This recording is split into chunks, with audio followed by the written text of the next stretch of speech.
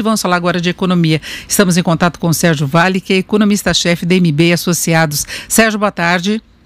Boa tarde, Denise. Bom, Sérgio, nós estamos convivendo aí com projeções bastante negativas em relação também da economia brasileira, né? Se prevê na média aí um tomo de mais de 3% este ano. Organismos internacionais falam em uma recessão da economia brasileira de mais de 5%. Agora, no exterior, a situação também é muito difícil. Hoje nós tivemos, por exemplo, a Comissão Europeia sinalizando uma contração de 7,7% na média das 19 economias da zona do euro. E aí os Estados Unidos divulgando aí 20 milhões e 236 mil postos de trabalho cortados do setor privado lá nos Estados Unidos. Então, mais de 20 milhões de empregos perdidos por causa da pandemia. Estados Unidos também vão viver uma recessão. A economia americana que saiu de uma fase muito positiva, de quase pleno emprego. Eu queria saber se você vê condições de um ambiente geral que caminhe de uma forma única em todo o mundo, porque o mundo todo está enfrentando dificuldades, necessidade de os governos interferirem na atividade econômica, injetarem recursos, compensarem perdas de renda, de salários, liberarem mais crédito, enfim, é mais ou menos a mesma fórmula adotada por todos. Agora, o que podemos esperar num plano geral?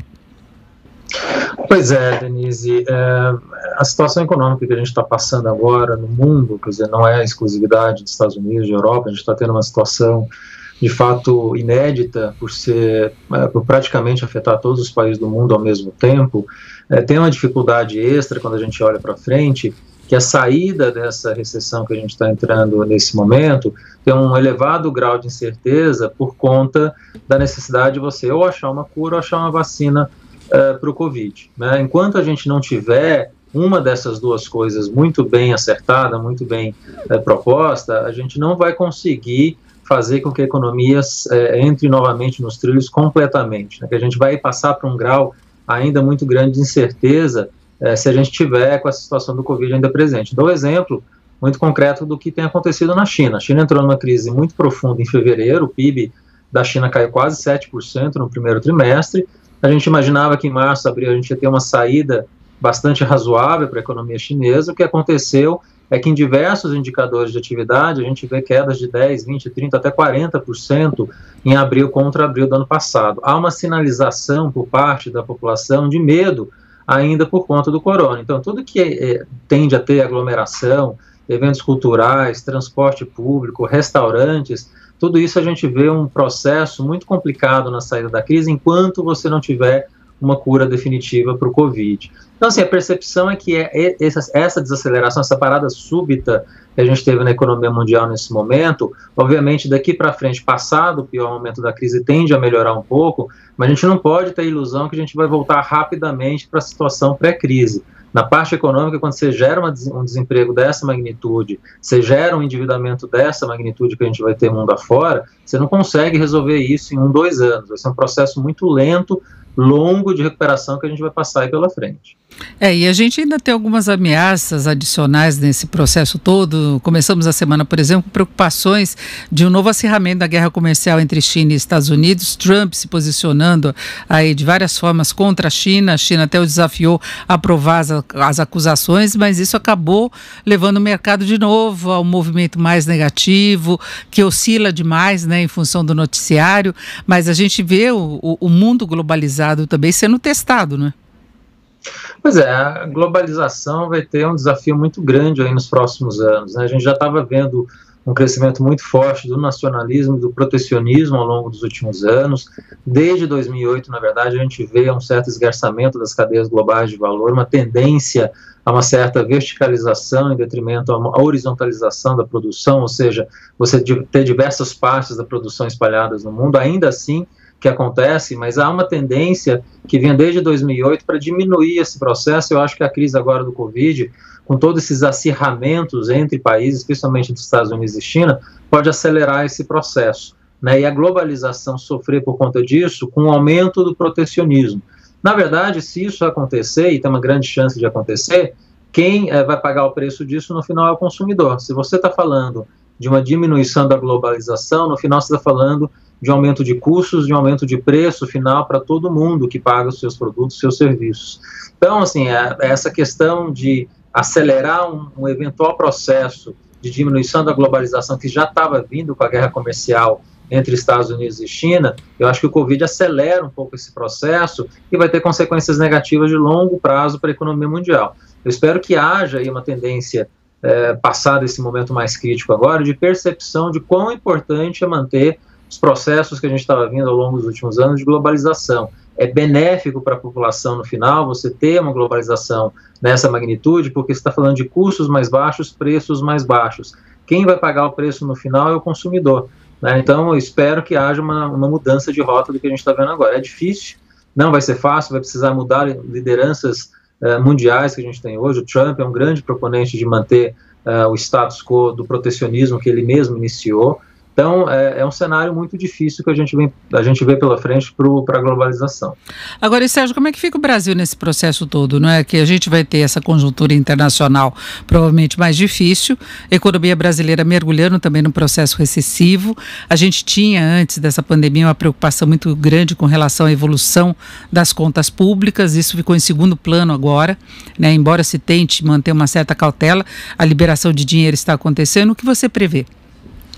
Acho que assim, tem dois momentos da crise no Brasil, e na verdade no mundo inteiro, né, Denise? Tem um momento específico agora que a gente precisa usar todos os recursos fiscais possíveis para combater os efeitos do Covid, né? Então, gastos com saúde, tudo isso é necessário, gastos com a população em termos de transferência de renda, tudo isso é absolutamente necessário e tem que ser feito nesse momento. Num segundo momento, a gente vai ter que gerir o que foi feito de gasto por conta da crise. Então, a gente está falando hoje, é quase consenso já de mercado, você vai ter uma dívida pública bruta da economia brasileira no final do ano em quase 90% do PIB.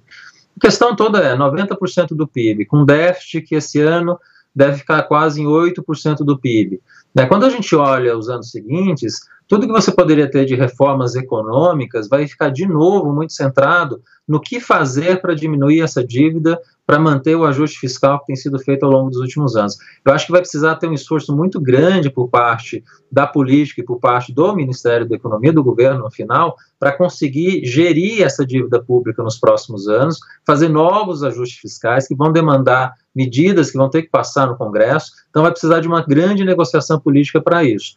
Ora, se isso for verdade, significa que as grandes reformas microeconômicas que geram aumento de produtividade, infelizmente, vão perder o ritmo que estavam tendo antes da crise. Então, a gente está falando de um governo que está indo para os seus 2 últimos anos de mandato, né, quando passar a crise do corona, tendo que gerir uma dívida pública de 90% do PIB, e com uma situação política muito delicada, como a gente está vendo aí ao longo das últimas semanas, coloca aí um desafio muito grande, né? A gente vê uma dificuldade de saída fácil dessa crise que a gente está passando, por conta das dificuldades fiscais que a gente vai ter para serem geridas a partir do final da crise, e que a gente não vê com facilidade de serem geridas assim por conta dessa situação política que a gente está passando. Então, acho que esse é o grande risco que a gente tem, e coloca no final uma possibilidade de a gente manter esse padrão baixo de crescimento que a gente tem visto desde a saída da crise de 2016. Não vai ser difícil a gente ver a economia brasileira crescendo 1%, 2% de novo, como a gente estava vendo crescer antes da crise. Agora, quando a gente fala em ajuste e em tentativa de melhorar as finanças públicas, quase sempre se tem de recorrer a uma política contracionista, de redução de gastos. Agora, vai ficar mais difícil você fazer isso com a economia saindo de uma recessão ou ainda em meio a uma recessão pesada, com desemprego que deve estar no patamar mais alto. E aí eu queria acrescentar que diferença faz você ter juros menores nesse processo. Olha, a grande dificuldade aqui dessa questão fiscal, Denise, se a gente olha o passado, a gente já fez muitas reformas. A gente já tem uma regra do teto, a gente fez uma grande reforma da Previdência no passado, a gente tem uma lei da responsabilidade fiscal, a gente tem uma regra de ouro, a gente tem diversos mecanismos que protegem o gasto público. A regra do teto eu acho que é a mais importante de todas. Então, quando a gente olha do ponto de vista do gasto, não tem grandes coisas adicionais para serem feitas. Você pode evitar crescimento de gasto com salários, algo nesse sentido provável de acontecer.